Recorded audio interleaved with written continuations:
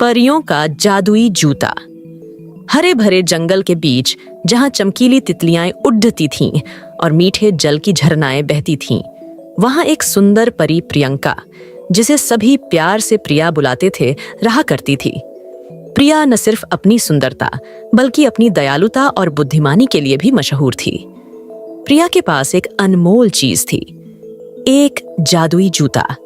यह कोई साधारण जूता नहीं था, बल्कि इसमें अपार शक्तियां थीं। इसे पहनते ही प्रिया पलक झपकते ही कहीं भी जा सकती थी, हवा में उड़ सकती थी और जरूरतमंदों की सहायता कर सकती थी। यह जूता केवल उन्हीं के लिए काम करता था जिनका दिल सच्चा और नेक था। लेकिन एक रात कुछ ऐसा हुआ जिसने पूरे जंगल को हैरानी में डाल दिया। प्रिया का जादुई जूता चोरी हो गया। जूते की रहस्यमयी चोरी।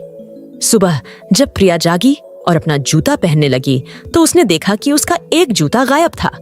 वह घबराकर अपने महल के हर कोने में उसे खोजने लगी, लेकिन वह कहीं नहीं मिला। अगर जूता गायब है तो इसका मतलब कोई उसे चुरा कर ले गया है। प्रिया ने चिंतित होकर सोचा। उसने तुरंत अपने सभी दोस्तों को बुलाया, गिलहरी चिंकी, खरगोश गोलू, तोता मिट्ठू और उल्लू बुद्धू महाराज। हम सब मिलकर उस चोर को पकड़ेंगे, तोता मिट्ठू बोला। पर हम शुरुआत कहां से करें? खरगोश गोलू ने पूछा। मैंने कल रात जंगल में किसी की परछाई देखी थी, वह बहुत तेज भाग रही थी, गिलहरी चिंकी ने कहा। हमें जंगल में जाकर सुराग खोजना होगा, बुद्धू महाराज ने सलाह दी। सुरागों की तलाश। सभी दोस्त जंगल की ओर बढ़े। रास्ते में उन्होंने नदी किनारे अजीब पैरों के निशान देखे। ये लोमड़ी लूंची के पंजों के निशान लगते हैं, गोलू ने गौर से देखते हुए कहा। पर हमें पक्का करना होगा कि वही चोर है, चिंकी बोली। वे लोमड़ी लूंची के घर पहुंचे, लेकिन वहां पहुंचकर उन्होंने जो देखा उसे सभी चौंक गए। लूंची के पास जूता तो था, लेकिन जैसे ही उसने उसे पहनने की कोशिश की, जूता चमकने लगा और लूंची हवा में उछलने लगी। अरे ये क्या हो रहा है? लूंची चीखी। तुमने जूता चुराया, लेकिन यह केवल सच्चे दिल वालों के लिए है, प्रिया ने कहा। ठीक है, मैं इसे लौटा देती हूं, लूंची ने घबरा कर कहा। चोरी का असली रहस्य।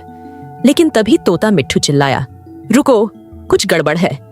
सभी ने देखा कि लूंची डरी हुई थी, लेकिन उसने जूता बिना किसी बहस के वापस कर दिया।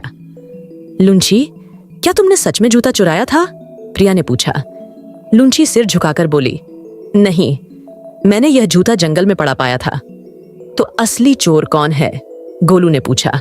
मैं जानता हूं, बुद्धू महाराज बोले। हमें झील के पास जाना होगा।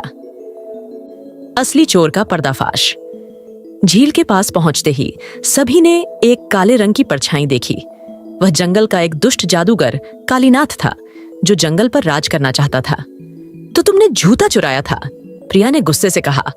हाँ, लेकिन जब मैंने इसे पहनने की कोशिश की तो यह मुझ पर काम नहीं किया, इसलिए मैंने इसे जंगल में फेंक दिया, कालीनाथ हंसा।